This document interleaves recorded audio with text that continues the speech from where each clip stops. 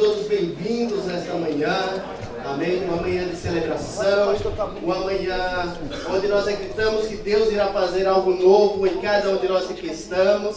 Amém? É um tempo de festa, é um tempo de alegria, é um tempo de celebrar. Louvamos a Deus por cada um de vocês que estão aqui e queremos agradecer a Deus por esta manhã maravilhosa, por aquilo que Deus tem nos proporcionado.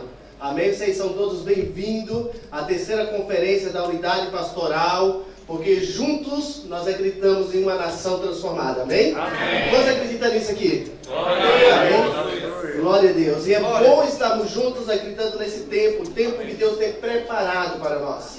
Eu acredito, querido, que essa manhã ela não é em vão na tua vida. Esse dia não será um dia em vão, será um dia onde Deus irá restaurar os teus sonhos, um dia onde Deus irá restaurar a tua esperança, um dia onde Deus vai te trazer um novo ânimo, um novo fôlego, um novo vigor para essa corrida. Amém? A corrida do ministério, a corrida da conquista, a corrida dos sonhos de Deus. Porque cada um de nós estamos aqui temos um sonho. E cada um de nós estamos aqui somos a resposta de um sonho de Deus. A resposta de um sonho de Deus para essa nação, para a nação portuguesa. Você é o canal da bênção, você é o veículo da bênção de Deus para essa nação. E esta manhã Deus preparou para nos fortalecer. Esse é o dia que Deus nos preparou para dizer para cada um de nós: levanta-te, a corrida ainda não terminou. Amém? A corrida ainda não terminou, você pode ir mais além. Diga isso para o irmão que está ao teu lado: você pode ir mais além. Amém? Você pode ir mais além. Esse é o tempo de quê, pastor? É o tempo que Deus está levantando os seus profetas, o tempo que Deus está levantando os seus sacerdotes, o tempo que Deus está levantando homens e mulheres que estão dispostos, amém, a viver aquilo que Deus tem. Queridas, as promessas de Deus só se cumprem na minha vida, no meu ministério, na tua vida, no teu ministério, se nós estivermos dispostos a viver. E quantos estão dispostos nessa manhã a viver as promessas de Deus? Amém? Viver os sonhos de Deus. Viver tudo aquilo que o Senhor tem preparado para a tua vida. Amém? Viver tudo aquilo que o Senhor tem preparado para você nesse dia. Esse é o dia de Deus. Para você, esse é o momento de Deus. Eu quero ler um texto em Joel. E essa madrugada, para dizer essa manhã, né? Nós estávamos assim ainda meio na corrida. Era 3 da manhã. Eu não conseguia dormir. Minha esposa disse: sai da cama, porque você não dorme nem deixa eu dormir. Aí eu disse: então vou para a sala orar. Aí fui inventar de pôr música, né? No YouTube, mas aí o Face chama para sinal. Aí vou clicar em uma postagem, a pastora Núbia toda lá: estás acordado? Mas a pastora Karina precisa saber disso. Mas como eu digo, esse povo não dorme? Era 3 da manhã, o povo estava trabalhando em prol da conferência. Eu louvo a Deus, amém? Porque temos uma equipe abençoada, empenhada para que isso viesse a acontecer hoje. E nesse tempo de oração, eu pedi uma palavra, Deus me deu um texto em Joel.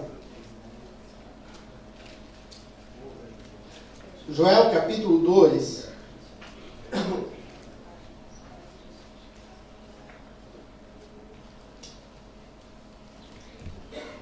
Versículo 2, a partir do versículo... Vamos ler a partir do versículo 18, melhor dizendo, 2:18. Então o Senhor terá zelo da sua terra e se compadecerá do seu povo. Amém?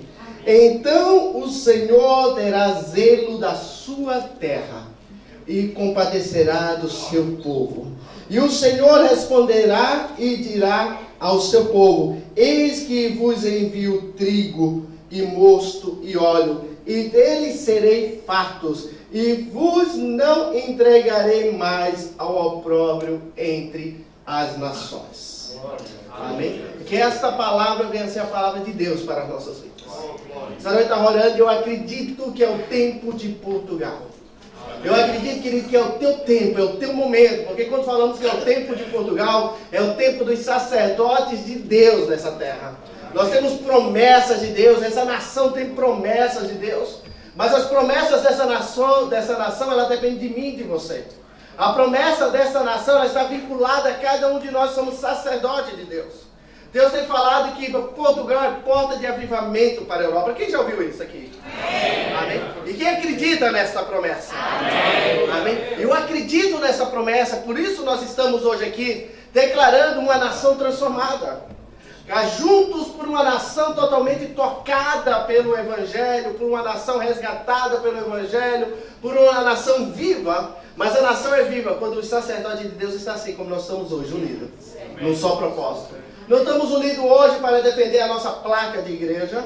Não estamos unidos hoje para defender o nosso império. Não estamos unidos hoje para defender o nosso ministério pessoal. Estamos unidos sim hoje para declarar que Portugal pertence ao Senhor dos Exércitos.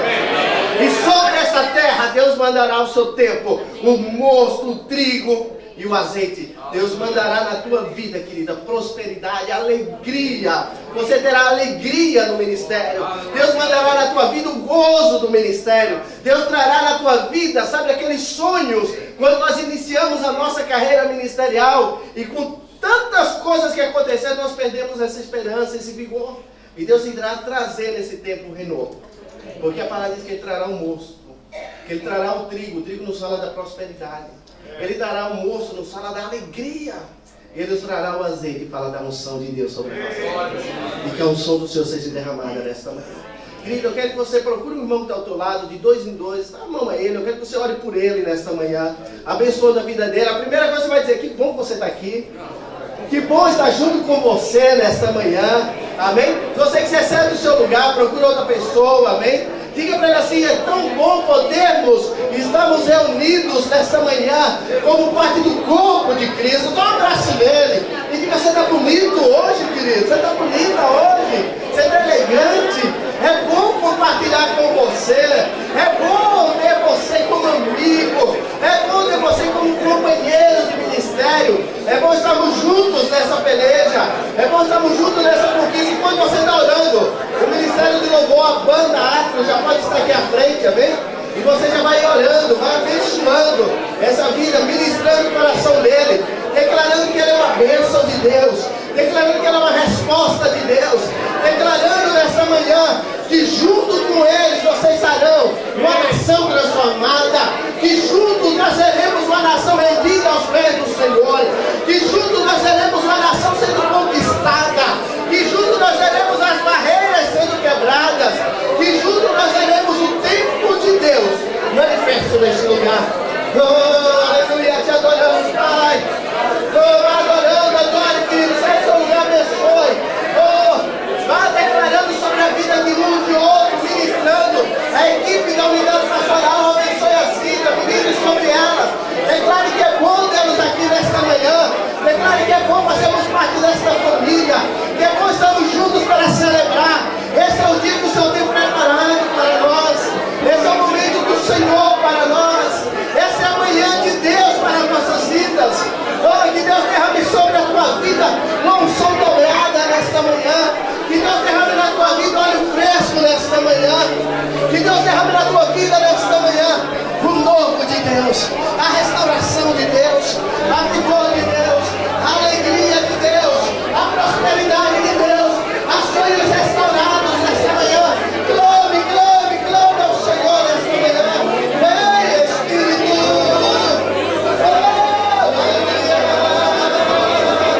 Te adoramos, Deus.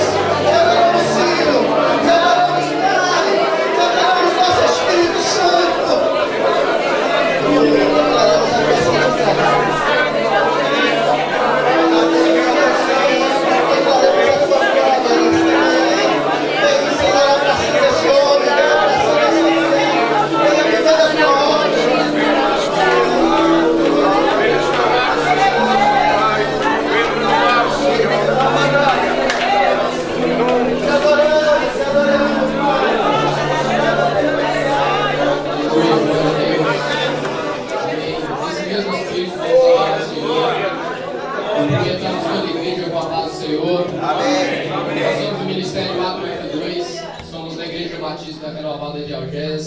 Somos ovelhas do pastor André Machado, que mandou um abraço para todos os irmãos, que está num compromisso, numa missão neste exato momento. E essa noite estamos aqui para glorificar o nome do Senhor, para atrair a presença de Deus, assim como o pastor disse. Vamos aqui ser canal do avivamento do Senhor para essa nação, para a Europa. Deus tem grandes coisas para fazer em nosso meio. Amém? Deus seja louvado nesse local. Aleluia. Paz, queridos. Meu nome é Kemuel e eu posso dizer, primeiramente, que eu sou muito grato a Deus. Como poder estar aqui nesta manhã, junto com os meus amados irmãos. Agradeço a esse Deus maravilhoso, porque quando eu pensei que eu poderia chegar em um lugar, Ele me mostrou que algo muito maior Ele tinha para a minha vida.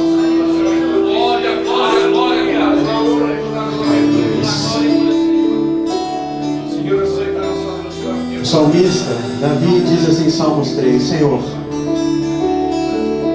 se eu me deito e acordo, é porque o Senhor me sustenta. Por isso, pela manhã, em Salmo 5, ele diz: por isso, pela manhã,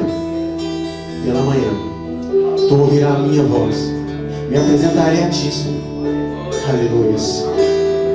Nesta manhã, querido, eu quero convidar vocês primeiramente a atrair a presença do Senhor neste lugar, a encher este lugar com a glória dele, agradecendo primeiramente por até aqui Ele ter nos guardado, até aqui Ele ter trago cada um de nós, porque algo tremendo, sobrenatural o Senhor tem para fazer. Aleluia. Há um rio que Ele quer fazer descer este lugar. João disse, Ele me mostrou o rio da água da vida. Aleluia. E se nós queremos também ver este rio, queridos, se nós queremos que esse rio flua em nós, se nós queremos que esse rio corra pelas nossas vidas, aleluia, precisamos buscar mais o Senhor. Precisamos buscar mais o Senhor. Eu quero convidar você nesta manhã a buscar este rio sobre a sua vida. Existe um rio, Senhor, que foi no teu grande amor. Águas que correm no trono, águas que curam, que limpam. Duas pessoas foram muito importantes na minha vida, na minha caminhada. O pastor Altair e a irmã Rude foram meus professores. O pastor Altair foi meu professor, foi meu diretor, foi meu carrasco.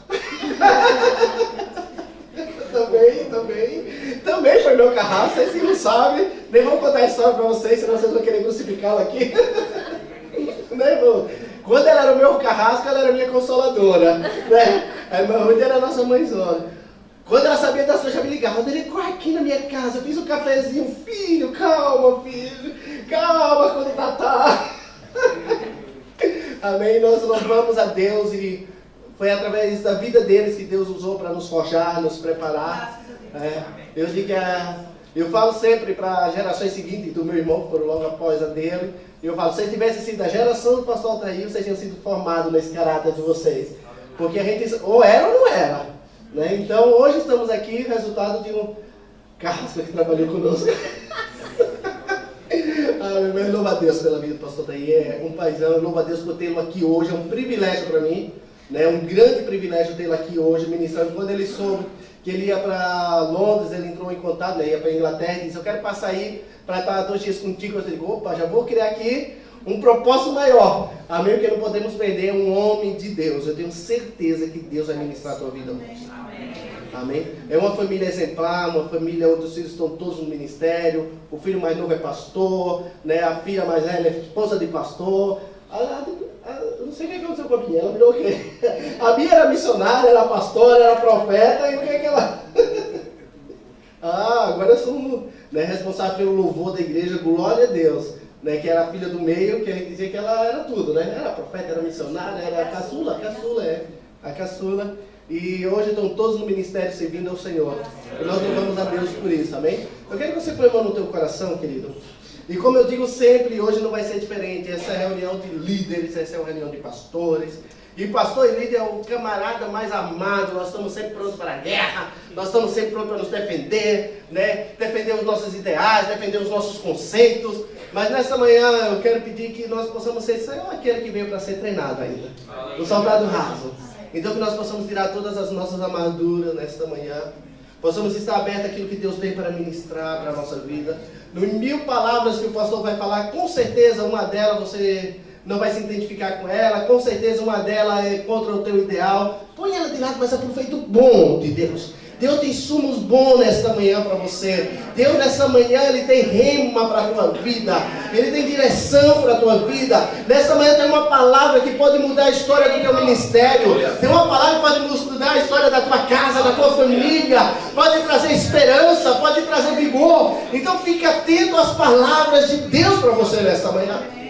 Eu tenho certeza que Deus não permitiu você sair da sua casa em vão nesta manhã. Deus não te trouxe aqui nesta manhã apenas para estar em uma reunião a mais, porque nós já temos muitas reuniões. Deus te trouxe aqui hoje para te adestrar, para ministrar teu coração, para sarar tuas feridas, para dizer que é possível, para dizer que continua firme. Amém? Então eu quero que você ponha a mão no teu coração e já quero pedir aos pastores, aos irmãos, que não esteja passando de frente à câmera. Foi um pedido que nos fizeram, está sendo filmado. Então não passe de frente à câmera, tente evitar, amém? E nesse momento deixe estar totalmente concentrado naquilo que Deus vai ministrar em nossas vidas nessa manhã. Aleluia. Pai, eu quero te louvar, Senhor.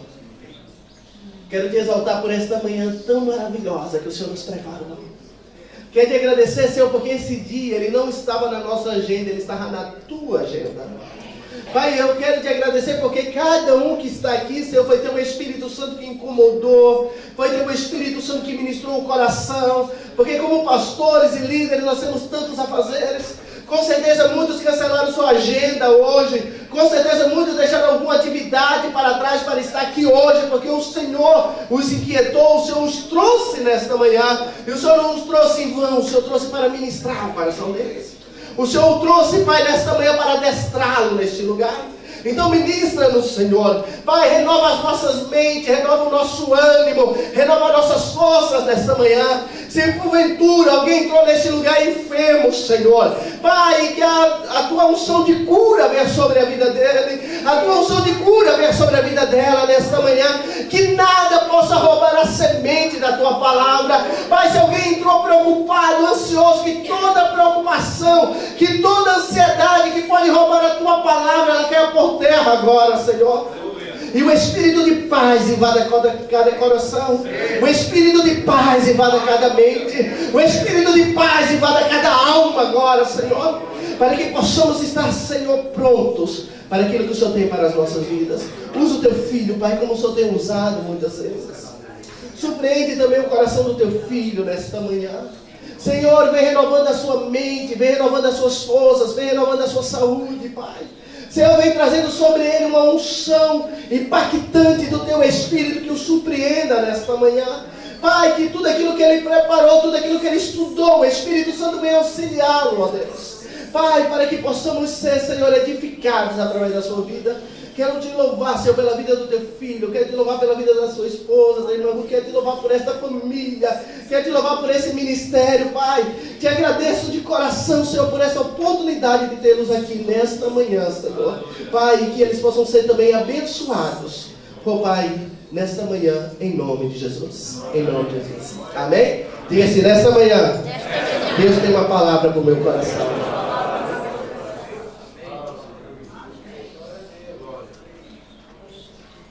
Aleluia, paz do Senhor, queridos. Amém. Graças a Deus, privilégio para mim muito grande estar aqui. E eu tive oportunidade, como o pastor Felipe já falou, né? Na verdade, que eu estava ensinando não só o Felipe, mas os outros a trabalhar, sabe? Nós precisamos, se o pastor não prestar para trabalhar, não vai dar nada, não. Porque ninguém administra a vida do pastor. Ele não precisa levantar às 5 horas da manhã e pegar o metro. Não é verdade? Mas ele precisa levantar às 5 horas da manhã para orar, para pegar a unção do céu. Senão não vai. Então o aluno meu ou vai embora. Ou faz a obra ou vai embora. E foi assim que eu trabalhei muitos anos. 2 seminários, fui reitor de 2 faculdades, 2 escolas teológicas nossas. E depois aí em São Paulo, na Faculdade Teológica Sul-Brasileira, e dou aula até hoje no seminário, né? Graças a Deus. E então quando eu era seminarista, o meu pastor era o pastor Leopoldo. E ele era duro. Alguns aqui talvez o conheçam. E eu acredito que já no final ele foi ficando mais suave. A gente vai envelhecendo, ele vai ficando mais doce, né? Mas eu peguei o pastor Leopoldo num tempo difícil. que ele trabalhava 20 horas por dia. Muito, mas muito mesmo. Eu tinha que acompanhar, eu tinha 20 anos. Nós batizávamos, cada 3 meses, nós batizávamos nesse anuário 150 pessoas. 50 pessoas por mês. No final de 3 meses, batizávamos 150. Muitas fotografias, muita coisa. E o terno da minha formatura foi o pastor Leopoldo que me deu. E ele fez uma cartinha dizendo para o meu presbitério, que era o presbitério de outro estado, pode ordenar que ele está preparado. Fiquei feliz porque uma palavra dessa do pastor Leopoldo era muito difícil de conseguir. E ele se arriscou a fazer isso por mim. E eu fiquei muito responsável por causa disso. Aleluia! Glória a Deus. Você pode se sentar, por favor? Então, já estou agora com 39 anos de ministério, né? Deus me deu o privilégio de fazer esse tempo. Mas já fazem 2 anos que eu deixei o pastoreio direto da igreja para cuidar apenas de pastores. Então, o meu trabalho hoje é cuidar de pastores. E a igreja da qual eu faço parte está descobrindo que muitos pastores estão doentes emocionalmente e até espiritualmente, porque não tem com quem falar, a não ser com o Senhor. Se a ligação estiver cortada, então agora acabou mesmo, né? Então, eu tenho sido muito abençoado com esse trabalho com pastores, e eu tenho agora na minha responsabilidade direta 5 pastores de 5 igrejas, e um monte de outros que vêm de outras igrejas, de outras denominações, para nós ajudarmos no ministério. E Deus tem abençoado esse trabalho. Aleluia. Deus tem abençoado muito esse trabalho. Então eu estou assim mais tranquilo agora, mas pastoreei por 37 anos de tempo integral e direto. Mesmo quando eu era diretor do seminário, eu ainda era pastor também. E foi muito bom, eu gastei toda a minha vida no ministério, agora estou com 60 anos. E o motivo porque eu parei de pastorear direto é porque eu sofri um acidente de carro. Vocês viram que eu fiquei sentado o tempo inteiro. Eu tenho minha coluna quebrou, eu tenho 2 vértebras quebradas aqui embaixo, a 5ª e a 7ª, e a 3ª eu não tenho. Eu não conheço ninguém que teve uma experiência como eu e continuou vivo. A 3ª vértebra eu não tenho. Tenho ali, e quando o médico Dr. Jefferson foi fazer a minha cirurgia, ele falou com a minha esposa que provavelmente eu não ia falar mais também, como a moça que cantou aqui agora há pouco. Provavelmente eu não ia falar mais. Mas ele errou porque eu estou falando até demais. Graças a Deus. Também havia uma possibilidade de eu não andar mais. Mas depois os médicos resolveram não fazer a cirurgia aqui embaixo. Fez só aqui no pescoço, porque foi uma placa de titânio e um pedaço de osso tirado aqui do ilíaco. Foi feito essa peça que substituiu a vértebra, colocado uma sobre a outra assim, e a medula passa no meio, e é assim que eu estou vivendo. E isso já faz algum tempo, isso foi em 2002. Faz algum tempo. Então eu tenho muitas dores ainda. Mas só de estar vivo, de estar podendo fazer algo do Senhor, eu estou absolutamente feliz. Aleluia. Eu estou muito alegre de estar aqui com esta reunião tão especial de pastores, de obreiros, de líderes. Isso faz parte do meu ministério, da minha vida. Quando o pastor Alderico disse que íamos fazer esse trabalho, eu fiquei muito feliz, muito radiante, porque esse é o meu trabalho hoje. Eu trabalho só com líderes. Na quarta-feira eu faço atendimento na igreja de Osasco, da qual eu fui pastor, é uma igreja grande, e então eu atendo também os membros da igreja que vêm algumas vezes para receber aconselhamento pastoral.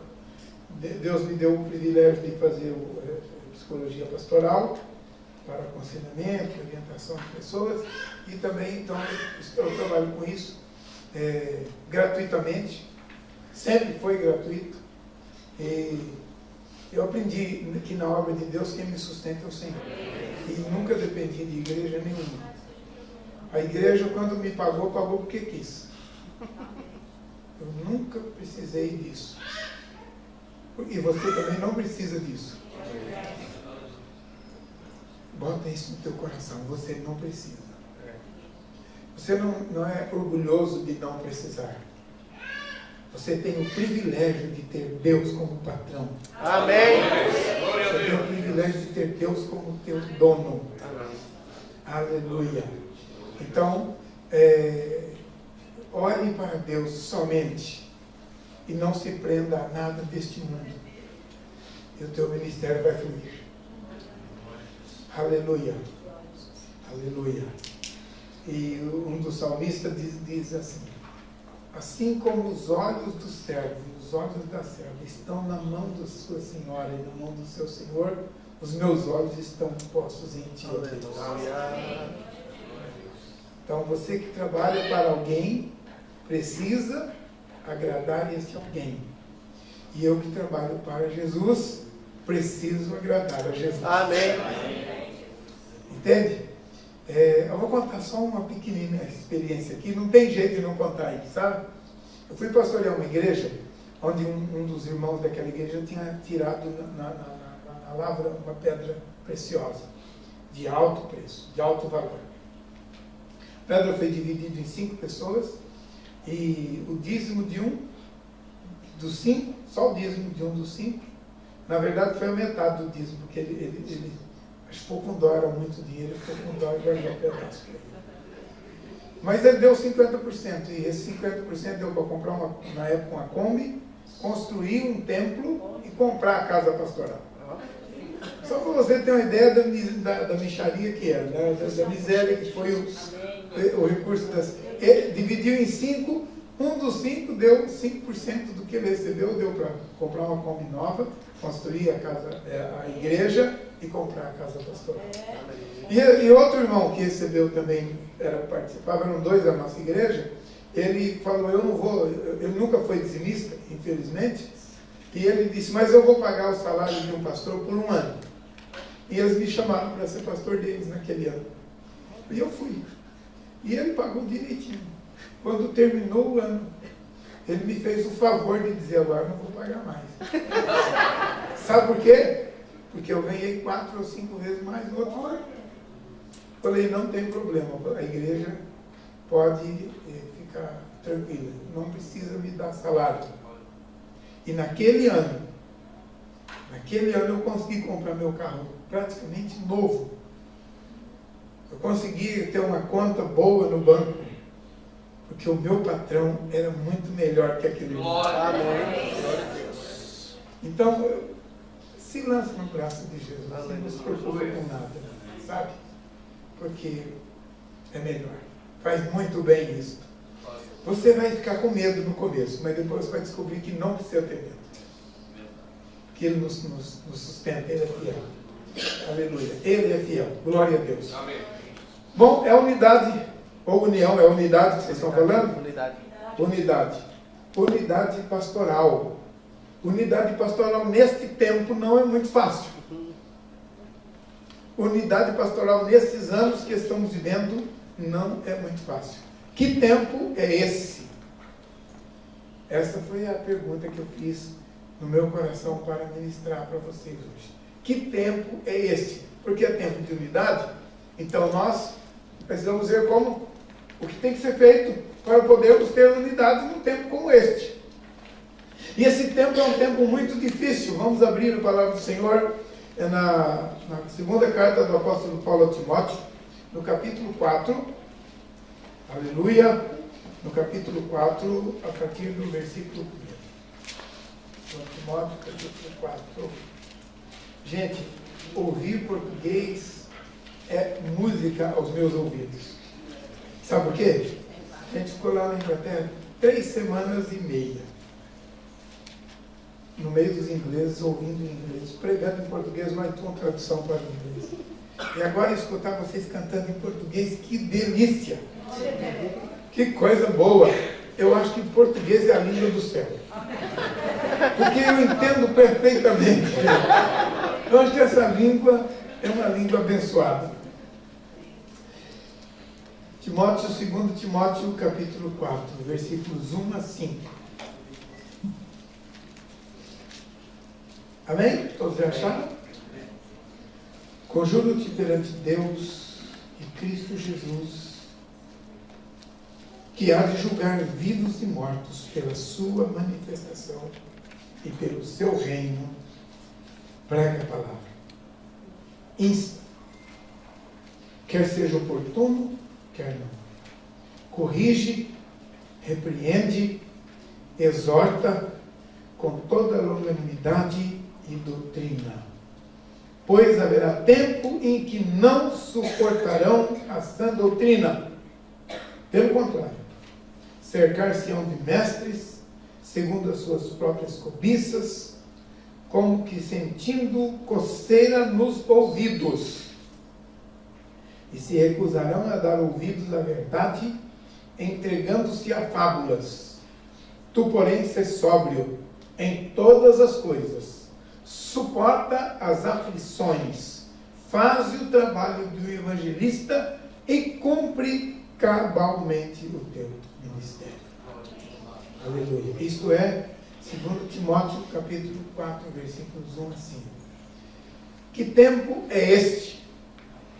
O tempo em que o apóstolo Paulo escreveu essa carta era um tempo em que ele estava terminando o seu ministério. Nesse mesmo texto, ou seja, no texto desta carta, o apóstolo disse que já terminou o seu trabalho, que já completou a carreira e que agora só aguarda a última bênção deste tempo, receber a coroa da vida. Então ele se dirige a um dos seus discípulos fiéis. Então ele se dirige a Timóteo, que era um dos seus discípulos importantes, um jovem, uma figura principal, importante do ministério de Paulo, porque ele era meio grego e meio judeu. E o apóstolo Paulo fez o ministério na esquina. Olhando para um lado era judeu, olhando para o outro lado era gentio. E o Timóteo era filho dessa esquina.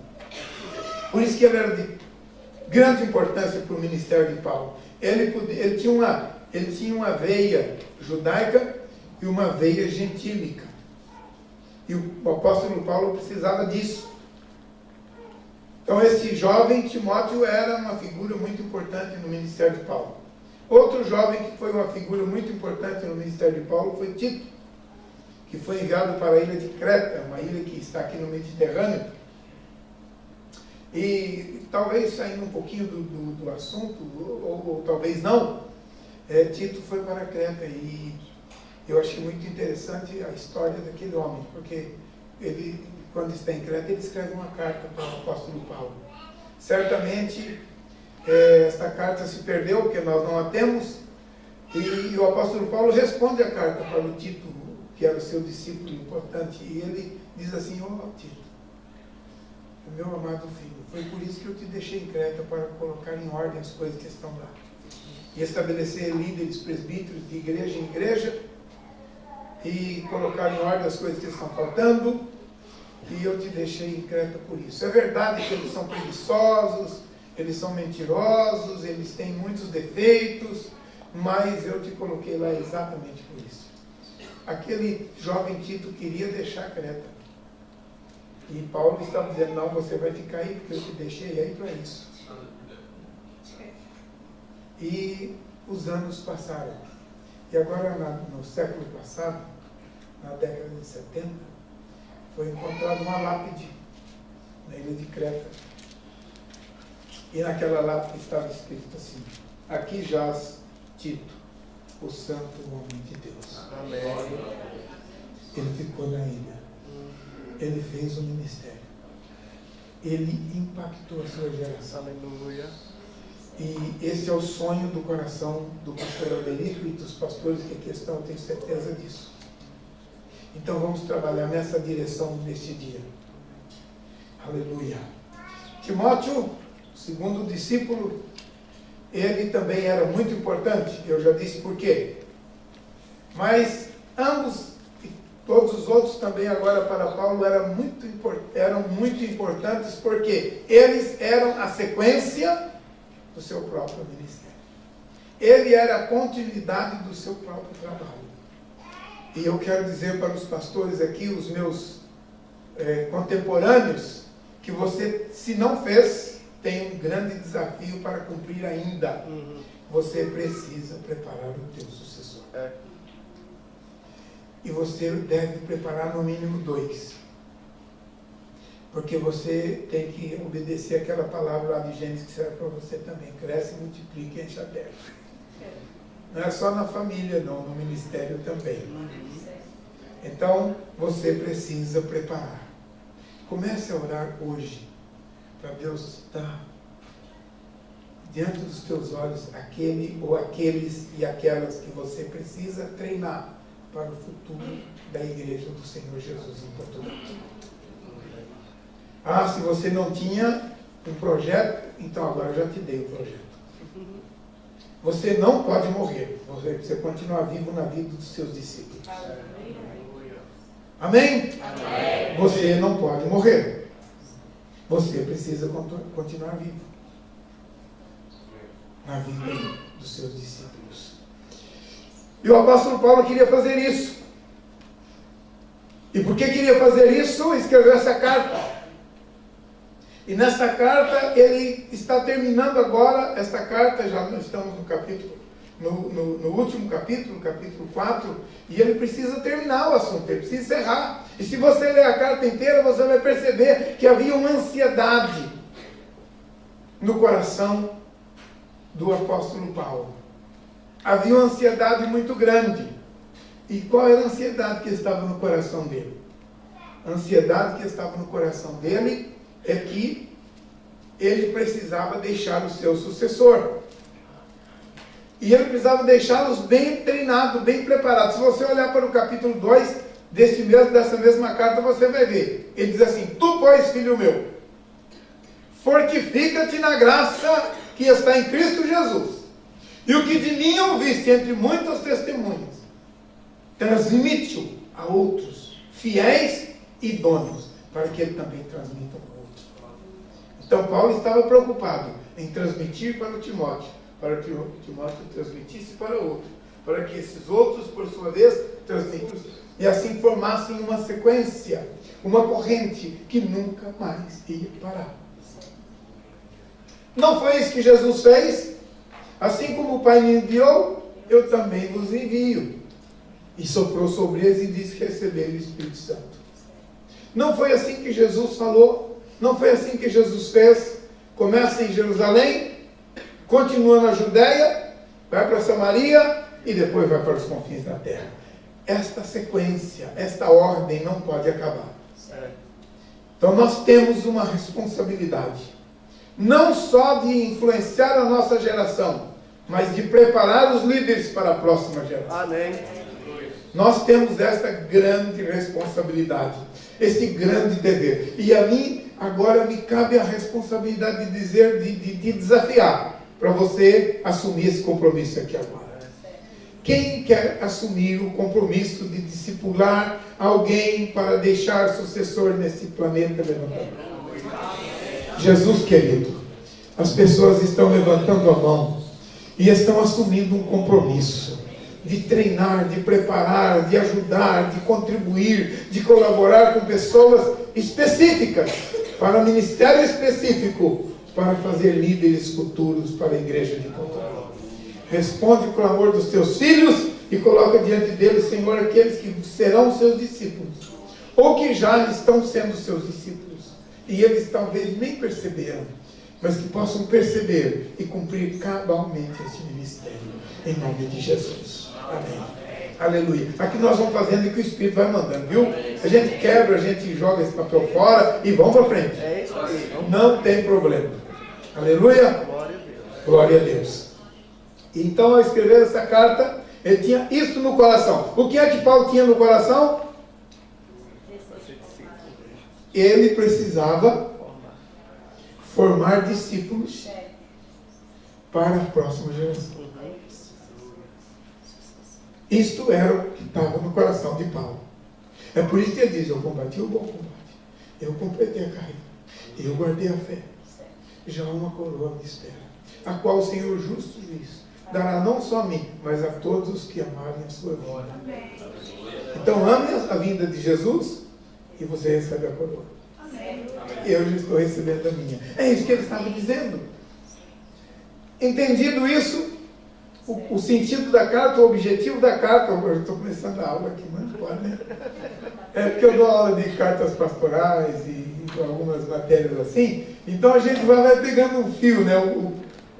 O caminho. Mas, tudo bem. Isso posto, o objetivo da carta, nós vamos então entrar especialmente nesse texto, especificamente nesse texto. Aleluia. E Paulo falou de um tempo. Paulo primeiro chamou o discípulo à responsabilidade, dizendo: olha, você precisa, diante de Deus e de Jesus Cristo, que há de julgar os vivos e os mortos pela manifestação da sua vida, da sua vinda e do seu reino, prega a palavra, insta, quer seja oportuno, quer não, a tempo ou fora de tempo, prega a palavra, repreende, exorta, com paciência, longanimidade e paciência, e doutrina. Por quê? Porque haverá um tempo em que os homens não suportarão a sã doutrina. Haverá um tempo em que não suportarão a sã doutrina. Isto era a preocupação do apóstolo, a principal preocupação do apóstolo. Então, que tempo é esse? Tempo em que não suportariam a sã doutrina. Será que nós estamos vivendo nesse tempo? Nunca houve tantos modismos. Nunca houve tanta igreja inventando tanta coisa. Essa semana eu descobri uma coisa nova na Bíblia, depois de 44 anos de leitura da palavra. Meu querido, você não precisa ficar fora dela, só dentro. Você vai morrer sem conhecer a Bíblia. Não precisa inventar coisas que estão do lado de fora da capa. Nós podemos ficar só do lado de dentro da capa. E o resultado vai ser tremendo. Mas está inventando tanta coisa. É tempo de modismos. Esse é um tempo de modismos. E nós precisamos de homens e mulheres sérios para fazer um ministério sério, para produzir uma igreja séria, para entrar no reino glorioso. Aleluia. Então, que tempo é esse? O tempo em que as pessoas não suportariam essa doutrina. Será que vocês concordam comigo? É agora esse tempo. Parece que eu vou pregar um sermão escatológico, mas não é não. É um sermão doutrinário e expositivo. Mas o assunto é tão escatológico que a gente não consegue ficar sem sentir o sabor da escatologia nesse texto. Este é um tempo em que os homens não estão suportando a sã doutrina. Vamos ver isso rapidamente. Esse tempo é um tempo em que tudo é relativo. É ou não é? Tudo é relativo.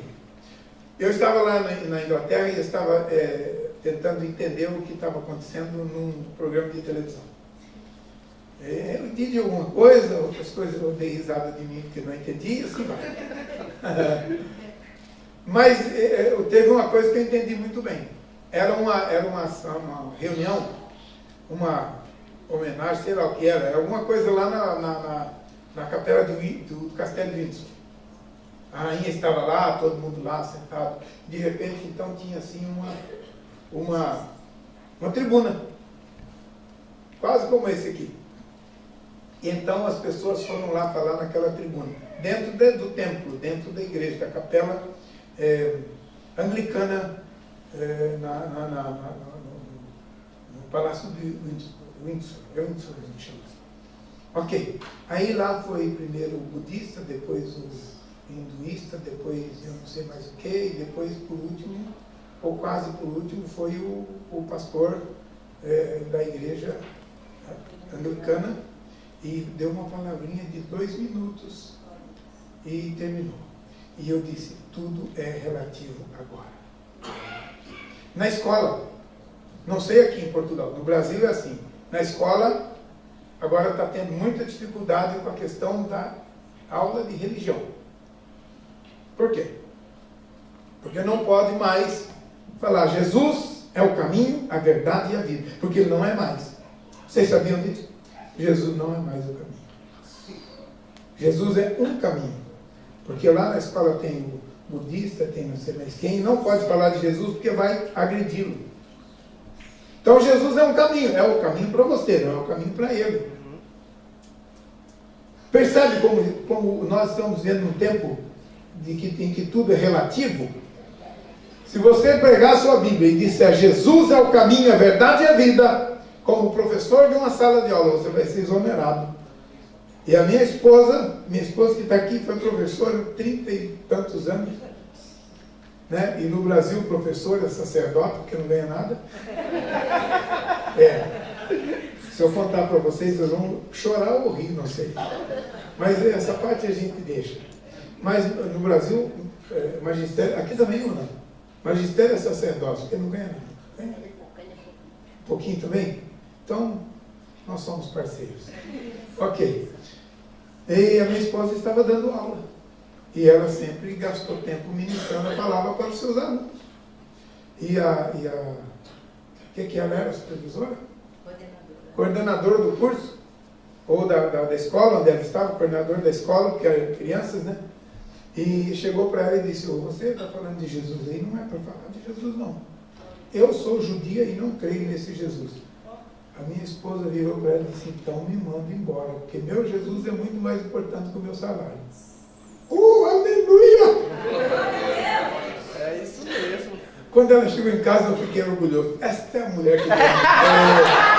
Aleluia! Mas eu fiquei feliz da vida. Sabe? Se furasse com agulha, ia. Fiquei feliz, porque é exatamente a resposta que ela precisava dar. E ela deu. Olha, então pode me mandar embora. Porque Jesus é muito mais importante que o meu salário. Eu não preciso me submeter ao que você quer para ficar nessa escola. Enquanto eu estiver aqui, eu vou falar de Jesus. E a mulher levou um susto, porque ela estava dando aula numa escola particular, que pagava o dobro do salário do Estado, e que dificilmente alguém ia abrir mão de uma escola porque ganhava o dobro. A mulher não mandou ele embora. E quando a mulher saiu, ela ainda continuou. E a mulher deixou um bilhetinho. E no bilhetinho, ela deixou para minha esposa um recadinho pequenininho. Fala o que foi, só o recado. Para cada professor, ela deixou uma mensagem do que o professor significou para ela, o tempo que ela ficou lá. E para mim ela deixou assim: pela paz que você transmite aqui nesse lugar. Aleluia! Aleluia! Glória a Deus! Tu foi filho meu. Fortifica-te na graça que está em Cristo Jesus. Aleluia! E o que de mim ouviste, entre muitas testemunhas, transmite a outros. Amém. Que sejam fiéis e idôneos para também transmitir. Este é o propósito da sua vida neste mundo. Amém, Jesus. Por isso, prega a palavra neste tempo, que é o tempo em que tudo é relativo. Deus precisa de vozes que não aceitem o relativismo. Tudo é relativo nesse tempo do relativismo. Sabemos que isso não é muito fácil de encarar. É simples, você vai lá para o teu trabalho, você vai lá para a tua faculdade e você começa a fazer a diferença e você vai ver que vai fazer diferença. Porque você vai ser perseguido. Então está na hora de nós cristãos deixarmos de ser covardes e fazer a diferença nesse tempo. Porque esse tempo é o tempo em que tudo é relativo. Eu vou pegar a vida de um homem, de um bom homem da Escritura, para ilustrar tudo o que eu quero falar hoje. Eu tenho certeza que não vai dar tempo de eu terminar. Eu tenho certeza, não vai dar tempo de eu terminar. Mas, não vai mesmo. Eu nem comecei o primeiro ponto ainda. Não tem problema. Para a noite eu continuo, não é? Eu ia ministrar duas, eu ministro uma só. Metade agora e metade agora. Não tem problema. Eu não vou correr. Porque se eu correr, vocês não saem daqui sem nada também. Aleluia. Então vamos lá. Tem um homem aqui na Bíblia, no Velho Testamento, que eu quero pegar a vida dele para nós darmos uma olhada assim, como que pegar o suprassumo da história dele, para ver o que é que nós temos que fazer para ser a diferença neste mundo onde tudo é relativo. Nós não precisamos fazer a diferença, nós precisamos ser a diferença. Por quê? Porque você não tem uma mensagem para o mundo. Você é uma mensagem para o mundo. Aleluia! Glória a Deus! Todo pregador que acha que tem uma mensagem, eu já estou com pena dele, que ele não tem nada. Ele não tem nada porque não tem mesmo. E ele não tem nada porque não sabe que não tem. E aí piora. Então, meu querido, eu e você não temos uma mensagem para o mundo. Nós somos esta mensagem. Amém. E você vai ser uma mensagem boa ou uma mensagem ruim. Uma mensagem positiva ou uma mensagem negativa. Mas você vai ser uma mensagem para este mundo. Porque você anda, você fala, você come, então você influencia pessoas. E você vai influenciar bem ou mal. Ou então, a mesmice. Nasceu, cresceu, ficou bobo, casou e morreu. E não fez a diferença no mundo. Não é? Então vamos lá. Esse homem é Josafá. Ah, ele é meio estranho na escritura? Sim, ele está lá no segundo livro das crônicas, no primeiro livro de Reis, capítulo 22, o segundo livro das crônicas. Ninguém anda muito por lá, mas hoje nós vamos andar um pouco por lá. E nós vamos conhecer a experiência desse homem e saber onde ele conseguiu fazer a diferença. Ou onde ele conseguiu ser a diferença. E onde ele não conseguiu. E por que ele não conseguiu. Didaticamente, para nós olharmos para o exemplo de alguém e aprendermos com esse exemplo, ok? Então vamos lá. Sabemos que há muita coisa errada ao nosso redor e nem sempre estamos dispostos a influenciar a mudança. Este Josafá não foi muito diferente. Ele fez 3 alianças desastrosas na sua vida. 3 alianças desastrosas. As alianças são feitas relativas ao tempo em que as pessoas estão vivendo. Por exemplo, em 1492, quando vocês aqui estavam começando a descobrir uma terra lá do outro lado do Atlântico, onde nós estamos, começou um bate-papo, uma discussão entre o rei de Portugal e o rei da Espanha. Quem vai ser dono daquele negócio? E eles fizeram um acordo, uma aliança chamada Tratado de Tordesilhas, que depois deu muita confusão. Então eles fizeram uma aliança relativa ao tempo em que eles estavam vivendo. Hoje nós estamos fazendo alianças relativas ao tempo que estamos vivendo. E Josafá fez 3 alianças relativas ao seu tempo e que fez muito mal. A primeira aliança que ele fez foi o casamento do seu filho Jeorão com uma mulher chamada Atalia, filha de Jezabel. Está registrado no 2 Crônicas, capítulo 18, versículo 1, até o texto de 2 Crônicas 21:6 também fala. Esse casamento foi um desastre. Quem errou primeiro foi Acabe, o rei do norte, que casou com Jezabel, estrangeira. E não é porque era estrangeira, mas é porque era ímpia. Não é porque era estrangeira, mas porque ela tinha outros deuses. E então o rei do norte, o rei de Israel, misturou a sua geração casando com alguém que não estava disposto ou disposta a servir ao mesmo Deus. E a consequência foi desastrosa. Vocês conhecem a história da Jezabel. Eu não vou gastar tempo com ela aqui porque não dá. Erraram a segunda vez, Quando então agora o reino do sul, o rei do reino do sul, o rei Josafá, casou seu filho Jorão com a filha de Jezabel. E a maldição então continuou. Contaminou primeiro o reino do norte e depois contaminou o reino do sul, porque ela era idólatra. Ela servia outros deuses. O Acabe errou casando com Jezabel e o Josafá errou fazendo o casamento do seu filho com Acabe. Nos capítulos 21, 22, 23 do segundo livro de Crônicas, falam das consequências desse casamento, ou desses dois casamentos, que foram alianças desastrosas. Agora, qual é o problema? O problema é que eles entraram no tempo do mundo relativo. Já que nós somos reis, já que nós fazemos a mesma coisa, no nosso trabalho, você é rei do norte, eu sou rei do sul, vamos casar os nossos filhos.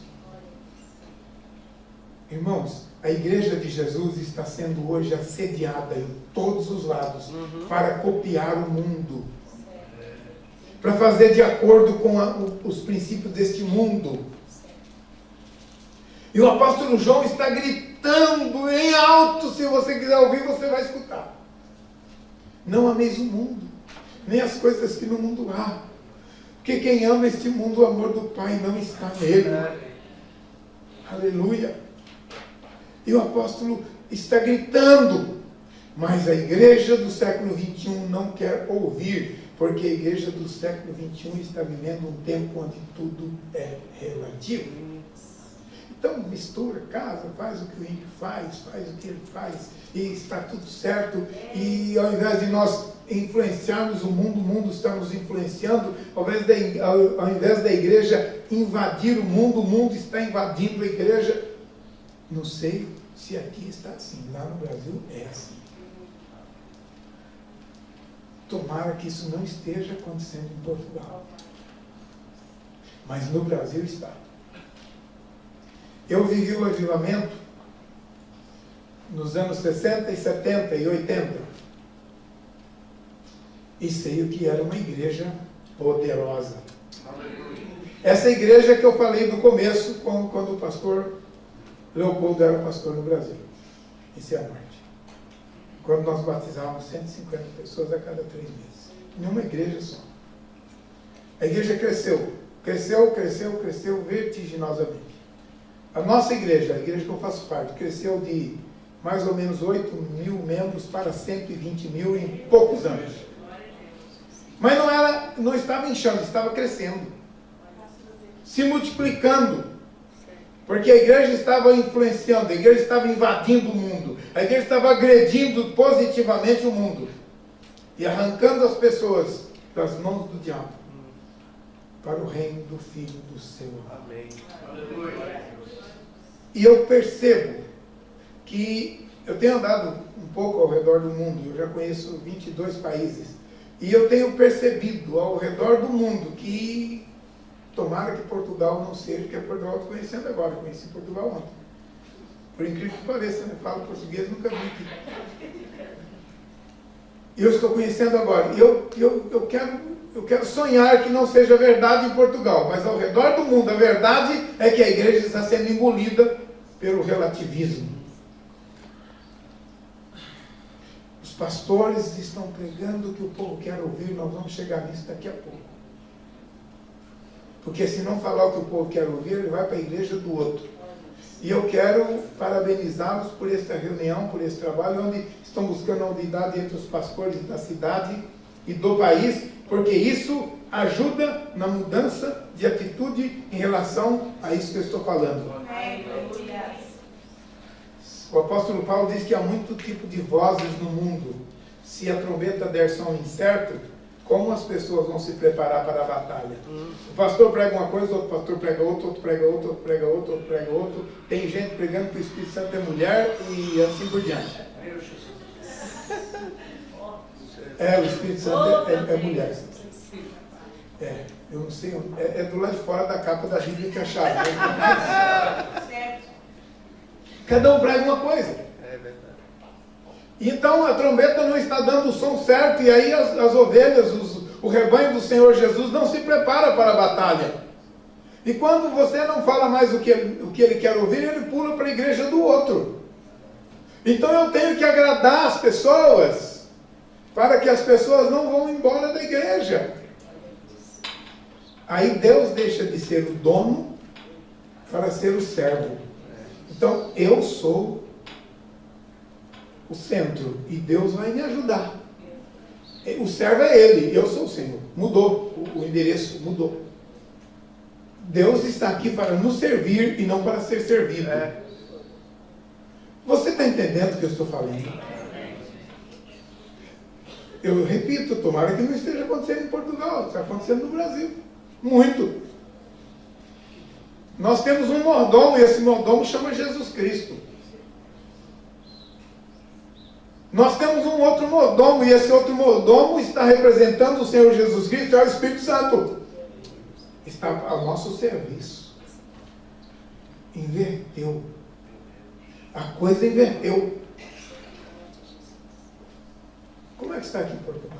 Alguém pode falar para mim como é que está aqui? Assim também ou está diferente? Hã? Sabe onde é que eu escuto essa resposta? Lá no interior de Minas Gerais. Ele não se compromete a falar.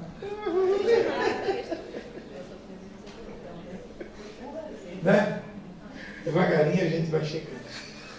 Esse casamento trouxe um problema sério. Era uma coisa socialmente agradável. O Reino do Norte e o Reino do Sul, que não tinha paz, agora tem paz porque casaram os filhos. Só que em detrimento do projeto de Deus para a vida daquela nação, naquela geração. Porque casando-se com pessoas que professavam outro Deus, que serviam outros deuses, Israel foi invadido por Azerá, o Baal e os Balins, os deuses dos cananeus, que tinham sido expulsos da terra pela presença do povo de Deus através de Josué. Agora voltaram, os deuses voltaram. E aí nós temos o episódio de Elias com Jezabel no Monte Carmelo, que vocês conhecem. E aí nós temos tanta coisa. E por fim, o que aconteceu no ano 722 a.C., o Reino do Norte foi levado cativo para a Síria. E no ano 587, Jerusalém foi destruída. E em 586, Nabucodonosor levou para a Babilônia tudo o que ele achou que prestava para alguma coisa. E por 70 anos eles ficaram escravos. Resultado de ter permitido que a feitiçaria e a idolatria voltasse. Um tempo em que tudo é relativo, é um risco tudo o que nós fazemos. Muito bem, essa é a primeira aliança que ele fez e foi terrível. A segunda, então, foi pior. A segunda foi muito pior. E a sequência do texto diz: prega a palavra, insta, seja oportuno ou não, corrige, repreende, exorta com longanimidade e doutrina.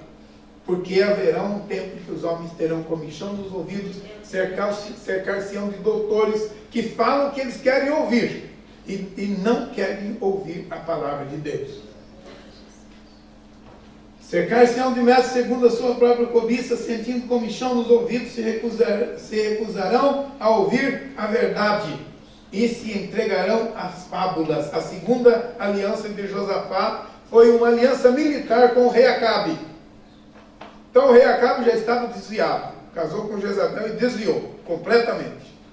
Josafá era um homem temente a Deus. O pai dele, o rei Asa, foi um homem temente a Deus. E gerou um filho, Josafá, e o colocou no trono para reinar junto, para ser co-regente, é isso que chama? Príncipe regente, né? E então depois, quando ele morreu, quando Asa morreu, Josafá tornou-se rei de fato e de verdade. Aí se juntou em casamento do seu filho com a filha de Acabe e começou a trazer problemas. Essa foi a primeira aliança. Segunda aliança que ele fez, uma aliança militar. Essa foi terrível. Vamos gastar um pouquinho mais de tempo com essa. O tempo acabou. Vamos terminar essa aliança. Pode um pouquinho, vocês me aguentam mais 15 minutos aqui? Sim. Para terminar meio-dia, já falta 5. Né?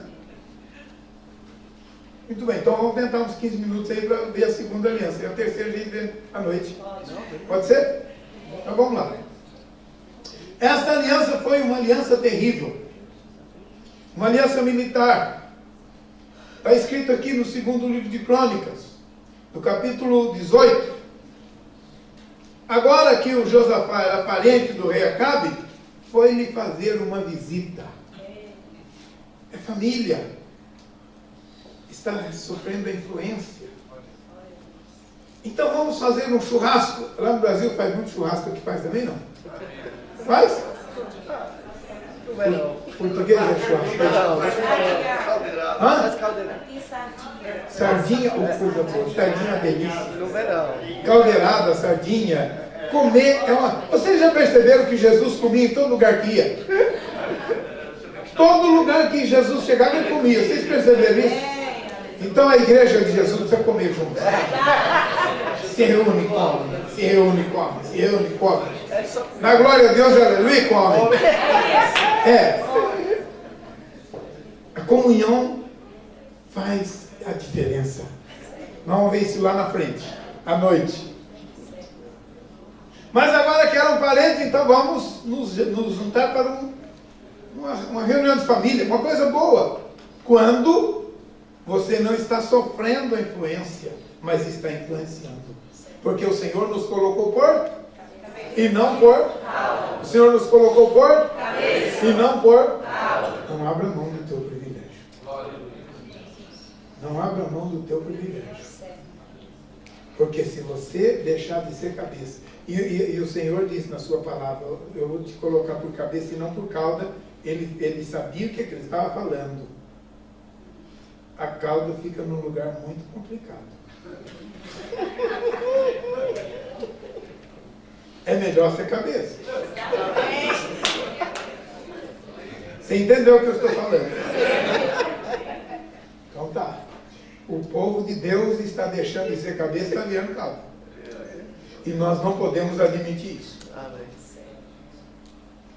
O Josafá deixou de ser cabeça, virou cauda. Nós vamos ver isso aqui agora. Chegou lá então na visita ao rei Acabe. O rei Acabe recebeu uma festa muito grande, matou muitos cordeiros, muitos bois, fez uma grande festa e recebeu. E estavam todos assentados, e os seus príncipes ali, os seus mandatários, os seus generais, e o Josafá também foi uma equipe, uma comitiva muito grande. A Bíblia diz que até o trono do rei Josafá foi com ele. Levou o trono na visita. Uma visita com trono e tudo. Está escrito lá em 2 Crônicas 17 ou 18. Ele levou o trono. Estavam então num banquete, numa festa gostosa. E no meio da festa, o rei Acabe, que tinha feito do outro a cauda, disse assim: e aí, Josafá? Sabe aquela terra lá de Ramote? Ali, bem pertinho, Ramote e Gileade, do outro lado do Rio Jordão, uma terra boa, onde nasceu o profeta Elias, por sinal, né? E tal. Eu preciso reconquistar, porque aquela terra já foi nossa. E eu vou sair para a batalha amanhã. E eu quero que você vá comigo. É quando aquele teu amigo faz aquele convite. Outro dia, um colega, uma ovelha estava me falando o seguinte: ele se converteu a Jesus, graças a Deus, e ele voltou no lugar onde ele trabalhava. E chegando lá, ele encontrou os amigos. E os amigos começaram a conversar, bater papo e tal, e comer alguma coisa. E os amigos disseram: ô Ricardo, você lembra que quando você estava aqui, como é que a gente vivia? Lembro. Então, nós trouxemos à memória aqueles dias e queremos fazer-te uma surpresa. Sabe qual era a surpresa? Eles eram 3 amigos. A surpresa eram 3 mulheres. E a surpresa chegou. E a mais bonita era dele. Ele falou: pastor, eu tenho que confessar, eu termino a base. Eu quase morri. Eu disse, eu não quero saber se você morreu porque você está vivo, eu quero saber o que é que você fez.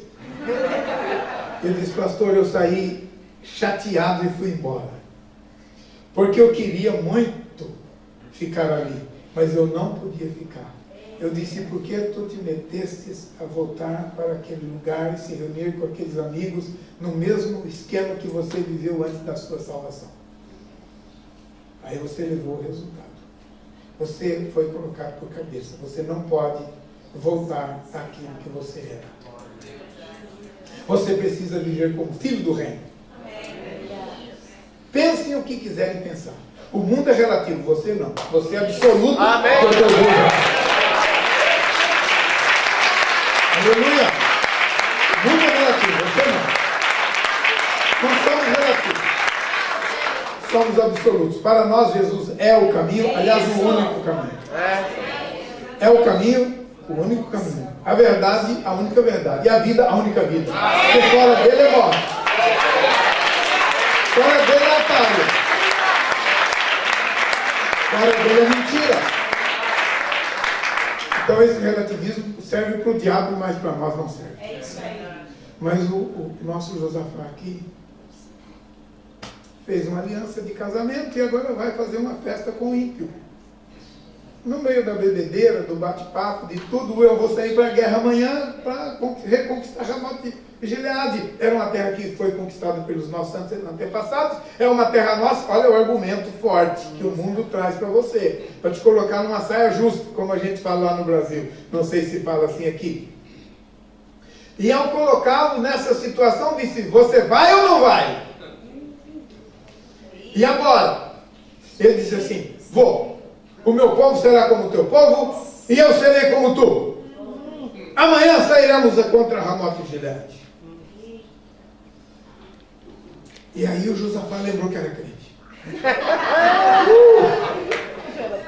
Difícil quando você lembra que você é cristão depois que você já se comprometeu. Aí é mais difícil. E aí ele falou assim para o Acabe, Acabe, vamos orar. Vamos orar primeiro? Olha, não vamos para essa guerra sem oração, não. Eu tinha que ter orado lá atrás, ou não? Eu tinha que ter orado antes, tá certo? Sim. Mas falou, vamos orar. Aí complicou. Sabe por quê? Porque o Acabe disse, não, vamos orar. Eu tenho 400 profetas aqui. Lembra daqueles 400 lá do Carmelo? Não sei se eram os mesmos, mas era da mesma turma. Chamou os 400 sacerdotes, os 400 profetas, os 400 filhos de Baal. E a Bíblia diz que quando esses homens chegaram, eu até vou ler o que eu escrevi aqui para você. O meu povo será como o teu povo. Vamos juntos contra Ramote e Gileade. Então Josué, lembra que é crente e deseja buscar o Senhor. Então colocaram os dois tronos, o trono de Josafá e o trono de Acabe na porta da cidade, numa eira, a porta da cidade.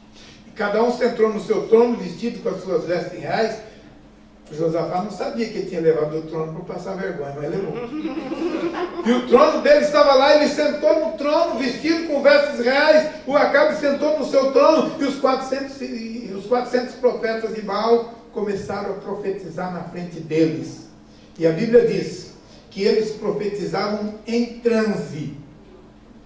Profetizavam em transe na frente deles. Aqui, deixa eu ver onde é que está o texto aqui para eu falar com vocês. Eu não anotei o texto. Mas está aqui no segundo livro de Crônicas, a partir do capítulo 17. 17, 18, 19 e 20 fala sobre isso. 18, sim. Achou já. Tem um que sabe a Bíblia lá. Que beleza. Capítulo 18, versículo 5. Estavam ambos sentados, cada um no seu trono. Está escrito isso aí ou não está? Aí sim. Sentado, o Acabe sentado no trono dele, Josafá sentado no trono dele, e os 400 profetas profetizando em transe. Em transe. Era uma sessão de feitiçaria. E o servo de Deus sentado para escutar o que Deus tem para falar através daquele diabo. Você percebe o que está acontecendo? Então, irmãos, a mesma coisa Satanás está fazendo hoje, tentando nos colocar amarrados, tentando nos substituir um lugar de cabeça para... E não caia nessa. Você vai se arrepender e não vai conseguir se soltar, mas agarrou, não solta. Fica difícil. 400 profetas profetizando em transe. E os dois sentados lá. E o Josafá começou a sentir mal. Eu acho que você já passou por isso. Você ficou mal, e você ficou ruim, e está escutando aquilo, e você não consegue aceitar nada daquilo, e você não crê em nada daquilo. E no meio daquela situação, o Josafá olha para o Acabe e diz assim, na sequência do texto, está ou não está? O Senhor tem alguma coisa ainda a seu favor, que você acabou com a feitiçaria na sua terra?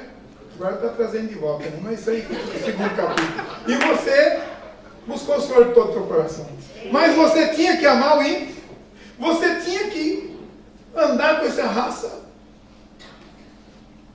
Essa foi a segunda terrível aliança que Josafá fez.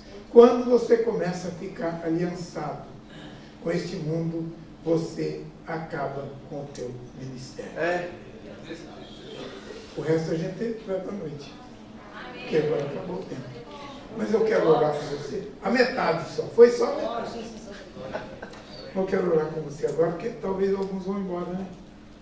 Não pode ser bom. Ou vai ficar todo mundo aqui? Tem alguém que vai embora? Que peninha. Que peninha. Mas eu quero orar com você agora. E à noite a gente termina. Querido Deus, eu quero te agradecer por esse tempo, por esses momentos, mas eu quero pedir a tua bênção para o momento da noite, quando nós vamos continuar, Senhor. Derrama sobre nós a tua graça, a tua bênção, porque nós te pedimos, no nome santo de Jesus. Amém, Senhor.